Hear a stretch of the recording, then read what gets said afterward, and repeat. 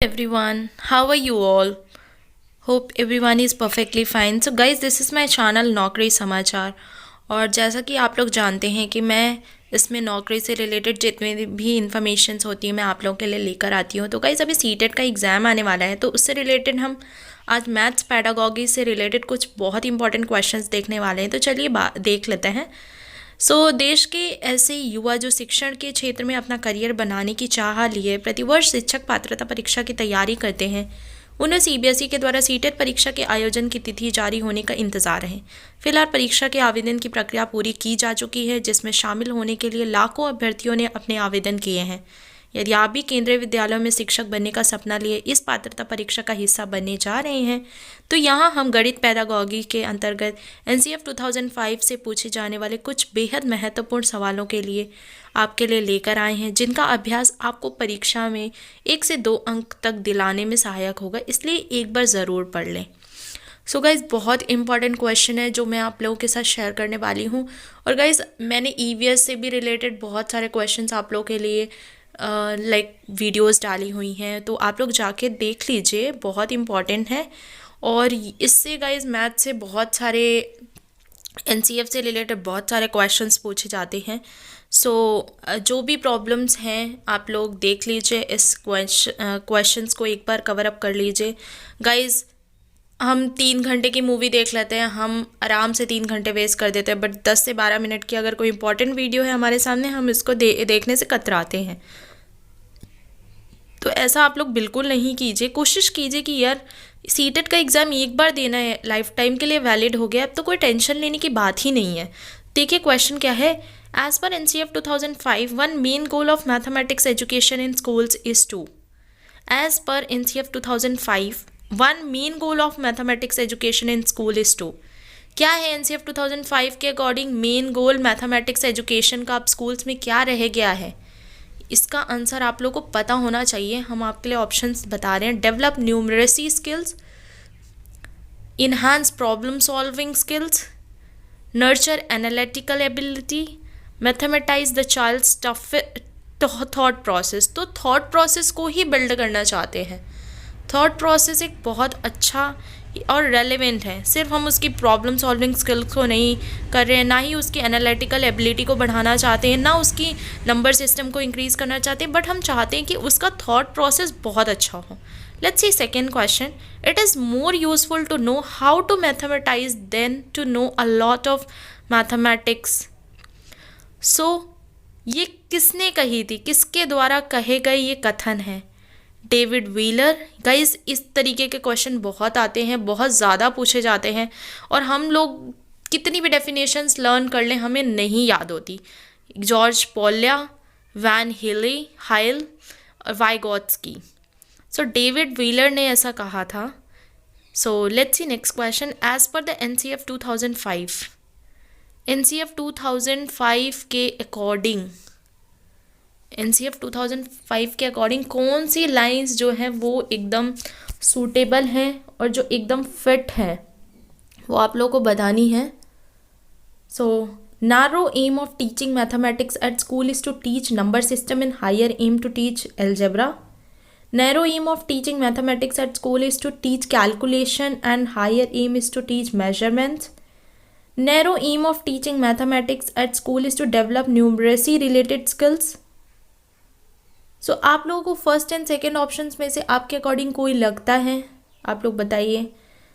देखिए, narrow aim of teaching mathematics at school is to teach number system. Guys, हम सिर्फ mathematics number system पढ़ने के लिए नहीं करते हैं, और हायर एम हमारा ये भी नहीं होता कि हम सिर्फ अलजबरा पढ़ें, right.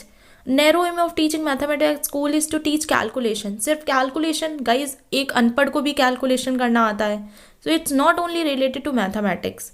narrow aim of teaching mathematics at school is to develop numeracy related skill and higher aim is to develop problem solving. ये एक अच्छा ऑप्शन हो सकता है। Let's see next. Narrow aim of teaching mathematics at school is to teach arithmetic and higher aim is to teach algebra. Again, this is not the right approach. Mathematics हम सिर्फ arithmetic और algebra पढ़ने के लिए नहीं करते हैं। हमारा क्या, हमें problem solving लाइफ में हम प्रॉब्लम सॉल्व कर सकते हैं, कौन सी प्रॉब्लम को, ये हम मैथमेटिक्स इसलिए पढ़ना चाहिए। आई होप ये क्लियर हो गया होगा। As per NCF 2005, mathematics curriculum is ambiguous, coherent, and teaches important mathematics. Here, ambiguous refers to ambiguous का मतलब क्या होता है? मतलब महत्वाकांक्षी, ठीक है. Seek narrow aims of teaching mathematics. Narrow aims तो गाइज हम बिल्कुल भी नहीं सोचते. Seek higher aims of teaching mathematics in school. Higher aims, कोशिश करते कि हायर एम्स हो teaching mathematics. Teach variety of mathematics like arithmetic. Teach more than one way of solving problems. तो सी एक करेक्ट ऑप्शन है. हमें मैथमेटिक्स पढ़ के हमें लाइफ में, क्योंकि मैथमेटिक्स में क्या होता है, वी हैव मल्टीपल अप्रोचेस. सब अगर कोई पर्सन ए है, बी है, सी है, तो उसने एक क्वेश्चन को हो सकता है ए ने किसी और तरीके से सॉल्व किया हो, बी ने किसी और तरीके से, सी ने किसी और तरीके से. तो आप लोगों के पास multiple ways of solving that problem. You should know that. So this is the main aim of learning mathematics. So I hope you must have understood the logic behind learning mathematics. So guys, ये question आ सकता है and it is very important, and these questions are totally application based questions. So you must know the answers clearly. So I hope you must have understood this. Let's see next fifth question. As per NCF 2005, the goal of mathematics teaching in school curriculum is that children learn important mathematics. Important mathematics implies verifying geometrical theorems in maths lab. Do you think कि सिर्फ geometrical theorems को ही हम labs में study करते हैं? Not only that, so A is not the appropriate option right now. So अब हम आगे की भी options देख लेते हैं कि और कौन सा option relevant हो सकता है. सो गाइज, उससे पहले अगर आप लोग चैनल पे नए हो तो प्लीज़ चैनल को सब्सक्राइब कर लो, साथ ही साथ बेल आइकन को भी प्रेस कर लो, और आने वाली हर एक वीडियो का नोटिफिकेशन मिल पाए.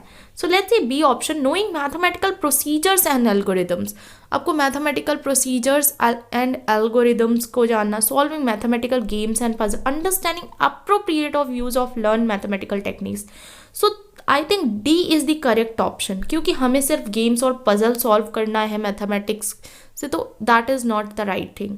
सो हमें क्या पता होना चाहिए, हमें अप्रोप्रिएट अंडरस्टैंडिंग होनी चाहिए उस चीज़ की, और use of learn mathematical techniques और उनके टेक्निक्स के बारे में हमें अप्रोप्रिएट नॉलेज होनी बहुत ज़रूरी है. सो मेरे अकॉर्डिंग जो है इसका डी एक करेक्ट ऑप्शन होने वाला है या हो सकता है. सो डी ही करेक्ट है. So the twin premises to fix the place of mathematics teaching in our school curriculum are how to engage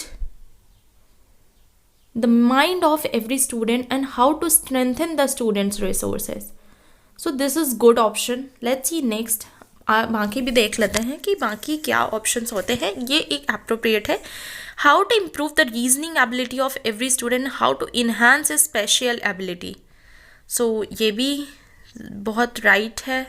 how to raise the performance of every student in mathematics. So आप लोग guys बताइए आप लोगों को कौन सा इसका option correct लगता है.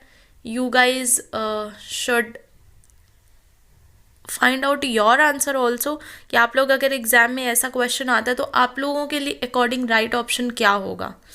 सो आप लोग इसे बताइए, और गाइज साथ मेरे चैनल को ऐसे ही सपोर्ट करते रहिए. मैं पूरी कोशिश करूँगी आप लोग के लिए अच्छे से अच्छी वीडियोस लाने के लिए. हाँ, how to raise the performance of every student in mathematics. How to prepare meritorious students for international. How to make the mathematics class more activity oriented, and how to enhance the procedural skills.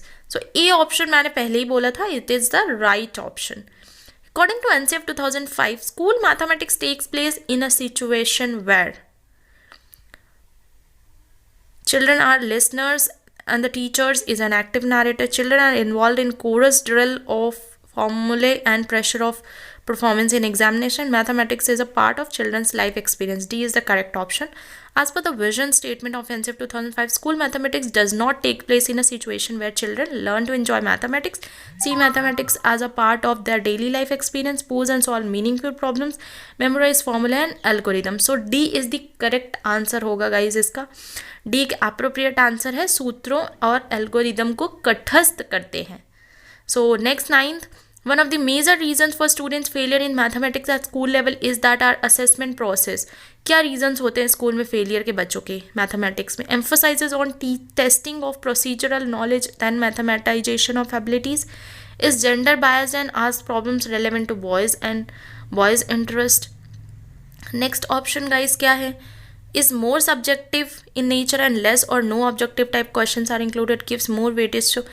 A option is the correct option. According to NCERT 2005, one of the reasons in children having fear of failure in mathematics is design of test. Design of test here refers to number of questions asked from each unit, typology of questions like multiple choice question, short answer, long answer question, type of question, testing knowledge and procedural memory, marks allotted to each unit of the mathematics syllabus. So type of question testing knowledge is the right option. Let's see next. Tall shape of mathematics mentioned in NCERT 2005 refers to solving challenging problems, creating maths game, providing hands-on experience, building of one concept on another. So building of one concept on another is the correct option.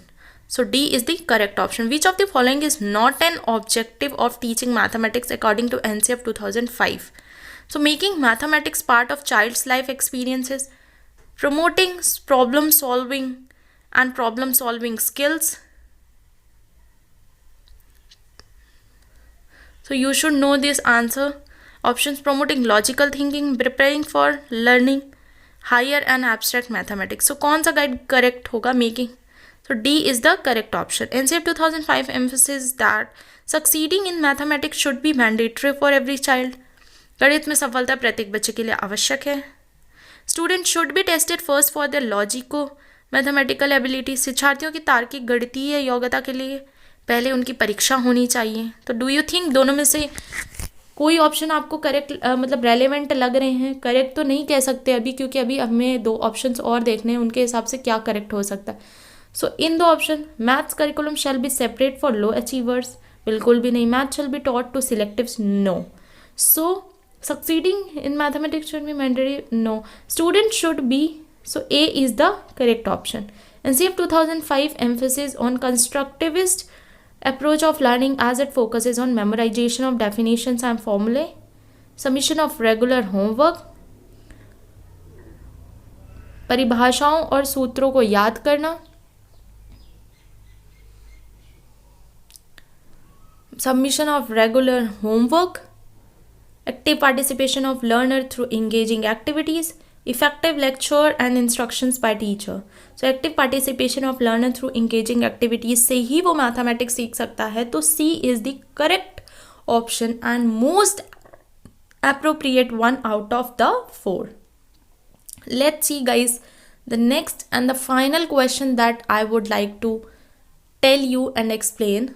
So I hope you guys will see the last question and I'm damn sure you must have liked all the question. And guys इतना short ही है कि ये सारे questions बहुत important है, बहुत ज़रूरी है. Present NCERT textbooks on mathematics are written keeping in mind the recommendations of National Curriculum Framework 2005, National Policy on Education 1986, syllabus prescribed by CBSE in 2006. सो अभी जो प्रेजेंट NCERT की टेक्स्ट बुक्स हैं mathematics की, वो किन चीज़ों को ध्यान रखते हुए बनाई गई हैं प्रेजेंट? तो आप लोगों को क्या लगता है जो प्रेजेंट NCERT बुक्स हैं,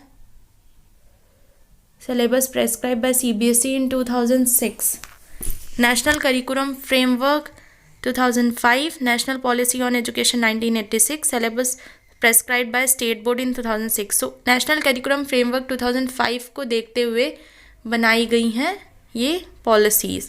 So I hope you guys have liked the videos and you are watching my all the videos. Every day I'm updating videos related to CTET and so I hope you are following all the videos and watching it because these videos are very helpful for each and every one of you.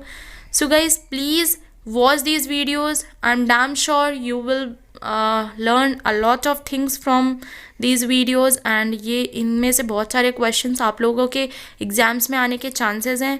और ज़्यादा से ज़्यादा मेहनत करते रहिए CTET के exam के लिए, क्योंकि सीटेट का एग्ज़ाम बहुत ज़्यादा इम्पॉर्टेंट है एंड सब, और वो लाइफ टाइम के लिए वैलिड है। So guys keep working hard, keep watching my videos. Thank you so much, love you all.